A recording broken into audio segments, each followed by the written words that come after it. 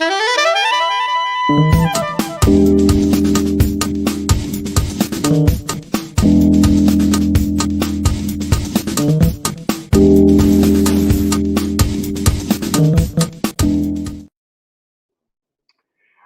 hello and welcome to a book launch livecast here at Ignite Press. Today is an exciting day. Today I have with us Shannon Wallis, who has written a phenomenal book, and we're launching it just in time to culminate National Women's Month. And so we have, in fact, I'm going to hold up her beautiful book because I love this cover. We the Change, Launching Big Ideas and Creating New Realities by Shannon Wallis. So Shannon, let's get you on here. Hello, and how are you doing today? I am having a wonderful day. Really, I started out with congratulations from friends and clients, telling me how my book was doing, letting me know it's hit #1, which was pretty darn exciting. So here's my book. I'm super excited about it. And I'm really looking forward to our conversation today, Everett. Yeah, so you've had a busy day because you already did another live cast a couple hours ago, right? So I did. It's been a whirlwind for you, without a doubt. We're excited. I know there are some supporters and friends and family that are tuning in. And in fact, Chris Simmons says, "Hooray, Shannon!" And Malia said she's got her copy and can't wait to go dig into it. In fact, I guess I would be remiss if I didn't right now do the obligatory plug of the book, right? We do these things. So right now, for everyone to know that you can actually get the Kindle version of the book on Amazon right now for 99 cents. That's a launch day special. The paperback is available as well. If you have the opportunity, buy both. Because buying the Kindle will significantly help Shannon's book launch as she goes through this process of this Amazon book launch. So there you go, and we'll come back to more of that later. So Shannon, I've got a bunch of questions for you. First, I want people to learn more about who you are. Could you tell us first about who you are and what do you do before we dive into your book? Well, let me start with where I come from. I'm just a girl from a small town, from a very humble home, a single parent who grew up quite privileged because I was born in the United States, and I've traveled across 6 continents, and I know what poverty looks like. But in the US, people would say my family lived under the poverty line. But we still had health care, and we had food, and I got an education. And I translated that education from Northwestern University and then later Duke into a transformed life. I completely transformed my life through education. And it's so much what is really present for me in my book, We the Change. And so with that, I became a consultant first with some names that you might know, Pricewaterhouse Consulting, and went on to Coca-Cola, later Microsoft. I also had the opportunity to move with Coca-Cola to Vienna, Austria, and then later with my husband's job to Madrid, Spain. But Microsoft was a place where I actually got to bring all of my skills together around both personal and professional transformation. And I left Microsoft as the head of high potential leadership development 10 years ago and launched my own firm, Cascade Leadership. And I've been working now for the past 10 years with leaders, their teams, and the high potential leaders in their organizations to transform their companies and their communities so that they can truly we the change. So that's a little bit about me. Fantastic. It's amazing. You've accomplished so much. And you have impacted so many lives and businesses already. And yet, here's this book that you've designed specifically to have impact in people's lives. Can you set this up for us? Because the journey of this book started a lot of years ago, right? This book journey didn't start last year during COVID, like so many books honestly have. Yours started a long time ago. Why don't you let's go back there and tell us where this started. Well, I think I should first start with the book itself. We the Change, Launching Big Ideas and Creating New Realities, started a little less than 3 years ago in a coaching workshop during a rapid coaching exercise where somebody asked me, what do you want to create? And it popped out of my mouth, a book for my daughters, my lovelies, so that they could launch the big ideas that they have and create the new realities that they wanted to see in the world. And at first it was just meant to be a letter to my daughters. And as I shared my idea with some of my friends, they started saying, I want to read that book. So in the book itself, it starts with a journey that I took in 2002, walking El Camino de Santiago in northern Spain. I had a vision that I was supposed to go to Spain and do something spiritual that came to me in June of 1999. And I was called to go to Spain to do something spiritual, but I didn't know what it was. And as you'll read in the story itself, I had to go through many, many challenges and difficulties before I completely understood that I was supposed to walk El Camino de Santiago, which is a 500-mile, 800-kilometer footpath that goes across northern Spain. It starts in the mountains in the Pyrenees on the French-Spanish border and crosses over to the west of Spain in Galicia, landing in Santiago de Compostela, which means St. James of the Stars. And it was truly a life-transforming exercise. And I have been able to translate that into a metaphor for how we go through the process of creating something and arriving at a destination that we don't think is possible. Because I should point out, I did not get the athletic gene in my family.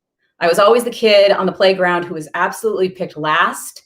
It was humiliating. I was pretty much a couch potato. So the idea that I could carry a 20-pound pack for more than 30 days across Spain hike that 8 hours a day seemed honestly incomprehensible to me. But once I knew what I was supposed to do, I knew that I would do it, even though I didn't know how. And so using that path as a metaphor for change is how I have seen not only transformation in my own life, but the transformation that I see with the clients that I work with. So it's really baby steps that make transformation real. All right. So this was quite a journey, and I think one of my favorite things you've done in the book is incorporating story and perspective.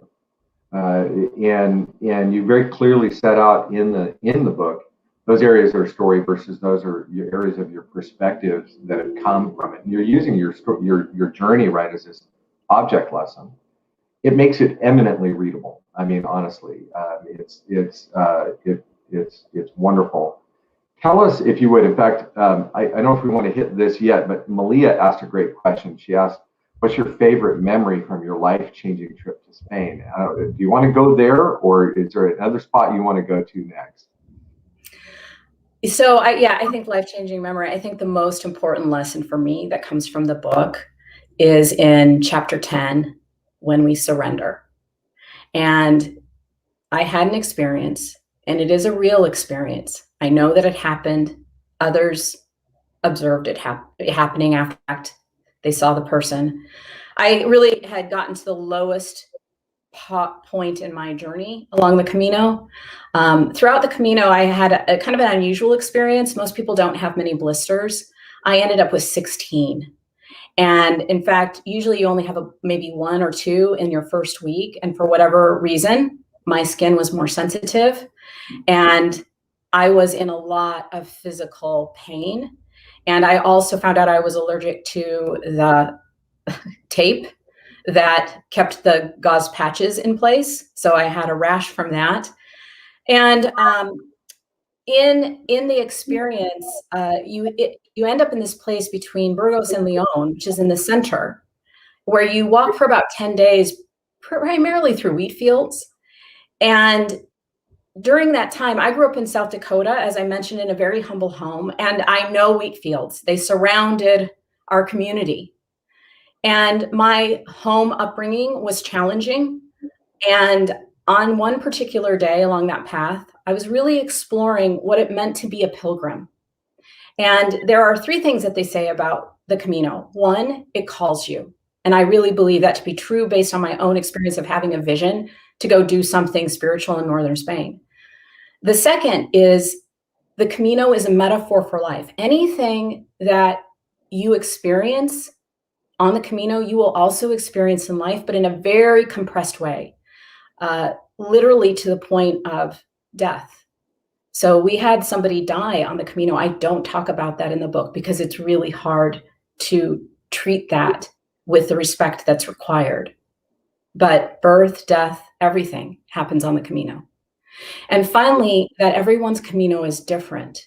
And so on this one particular day called the Day of Devils, where the pilgrims walk without any access to well water and no shade because you're in the middle of the wheat fields, I was walking alone as I did almost all of the time, just because of my stature. I'm not quite 5 feet tall. My legs are short. I could never keep up with anybody, and they couldn't really walk slowly enough for me and feel comfortable.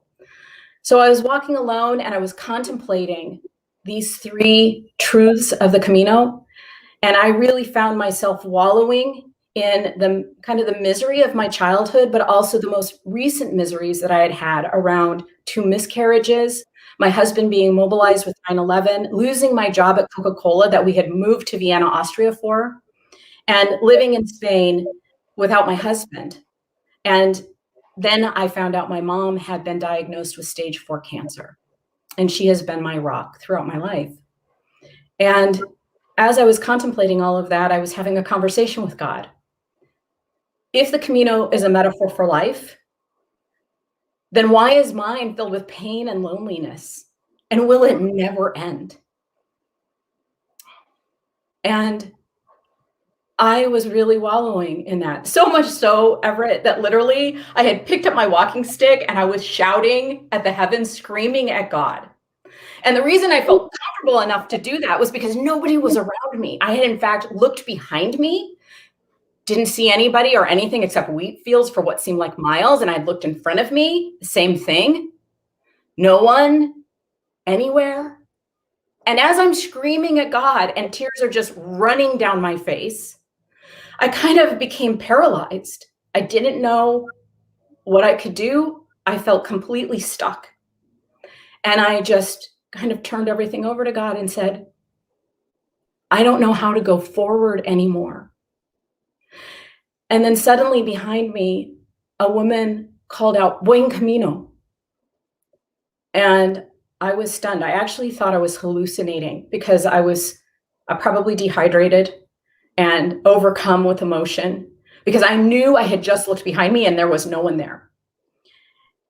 But it got me to take one step forward in that moment of paralysis. And then I heard it closer, Buen Camino, because Buen Camino means good journey. It's what we say to pilgrims when we pass them on the road. And all of a sudden I slowly turned around and this older woman in her 60s was approaching me. And I motioned for her to move by me because everybody always passed me. And I was in this most humiliating moment of, I was thinking, here I have been screaming at the heavens. I don't know where she materialized from, but she had to have seen my display of, total despair. And I just didn't want to deal with having to do anything with that in that moment. I didn't want to have to share it with anybody. I was embarrassed. I was ashamed. And she started to walk with me. And I said to her at that moment, she says, Buen Camino, very softly. And I said, oh yeah, I'm thinking in my head, Buen Camino, all right. This is a great journey. But instead I said to her, I'm just about ready to die. And she suddenly stopped and pointed to a marker on the path. And she said, it's not your day to die, for I am here to walk with you. And I got chills up and down my spine. And I looked at where she was pointing to this marker, a marker that had been set up for somebody who had died. And she continued and she said, "It was his day to die, but it's not your day to die, for I am here to walk with you." Wow. And I started to cry. And in that moment, I knew I had never been alone. Mm. I had always been taken care of by God. And that moment was so profound. It completely changed my life and my belief that I was alone and had to take care of myself. And it made me reach out to people in a much different way to ask for help. And I really needed help at that time. And that to me that's central to what I mean by we the change, because none of us go it alone. Gandhi had said, "Be the change you wish to see in the world." And while I love that quote, it is not sufficient. If we really want to see change in the world, we have to we the change. We have to do it collectively, collaboratively, together. And that is why I wrote the book, because I think there are many women who have ideas like my mom. She was an artist who just didn't have the resources, the support, or the roadmap. And that's really what my book is all about. It's a roadmap. It tells a story. I think the story inspires people. But more importantly, part 2 is over 40 coaching exercises to help women like my mom feel like they have a guide with them, that they hear my voice encouraging them, knowing they are not alone, that they can we the change if they reach out for help. So not only today, Everett, am I launching my book, I'm also launching my new website where women can go, and anyone can go, really. This book's for men or women. I just say it's for women because I make a lot of references to dark chocolate and how much I love it, and maybe not only that, but they can go to my website, wethechange.solutions, and also get help from a community. So that's the most important lesson. Wow. There's always help within our community. You're not supposed to make your host like tear up. That's normally bad etiquette, Shannon. I'm just sharing with you. No, wow. Thank you for sharing. I was gonna ask you to dive into that chapter, and so I'm super glad that you did. And what a phenomenal book that you've created. One of the things that you had asked us to do, and I'm really excited by the way that it has turned out, is you've created this combination, like you said, it's story, it's perspective, but also it's exercises to go along the journey. And so included in this is you've got a whole section that's really workbook. Sorry about the green screen doing it, but it's workbook there in order to allow people to take the lessons and apply them directly. And instead of, oh, I'll think about it. Oh, this is inspiring, but I'm not going to do anything with it. It's like, no, let's get to it, right? Let's get to it, and we the change, become that change and do it together. I really love that.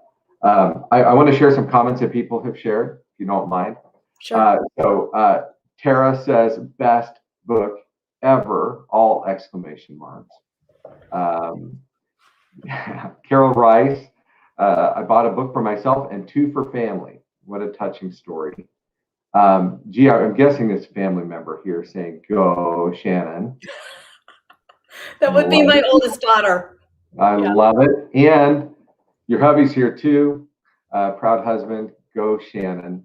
Fantastic. Oh, it is wonderful to have so much support from so many people. And like you said, the journey it's a we journey, right? It's not an I or a you. It's a we journey. So once again, let me share for those watching. You can pick up the book today on Amazon. You can get the Kindle version for 99 cents. And of course, the paperback is available there as well for you. But do pick that up for 99 cents. It will not be 99 cents forever. So, Shannon, we talked about some of your journey. We've talked about how the original inspiration of the book was For Your Lovelies. And I love that will always stick with me from our first conversation. I love that. And for people who are reading this, I mean, what are the key lessons if you want to go into some? And there are many, but what are some of the key lessons that you would like readers to pick up out of this and apply as they go forward? Because you've written this in such a way that this is for personal life and also for people in their business life, correct? Yes, absolutely. So now the consultant coach is going to come out in me, which is I absolutely know inspiration is critical to making things happen, but it's only a first step. You have to be able to move into implementation. And that's why my book actually has two parts. The tools in there, part one is really about inspiration. Part two is about implementation. And this is based on nearly 30 years of study and actual work with a variety of clients on 6 continents, both private enterprise as well as nonprofit organizations. This is what I actually do.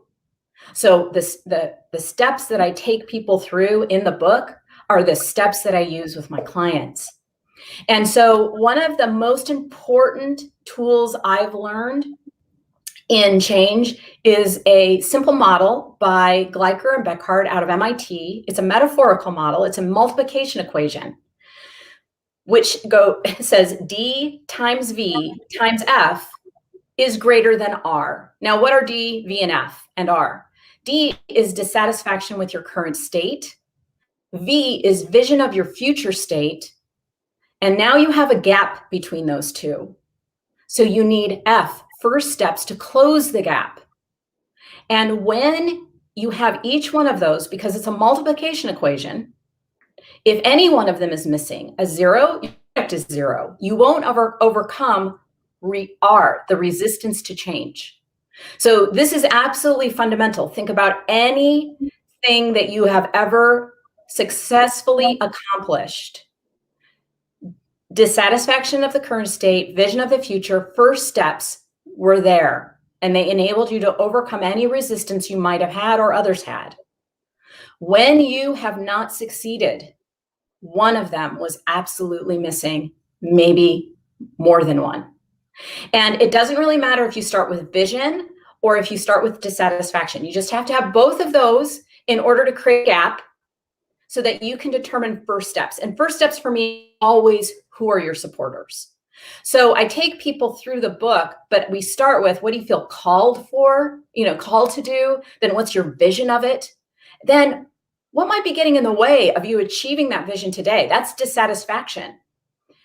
And then what are the first steps? Who are the first supporters you can reach out to? Who should you be engaging along the way?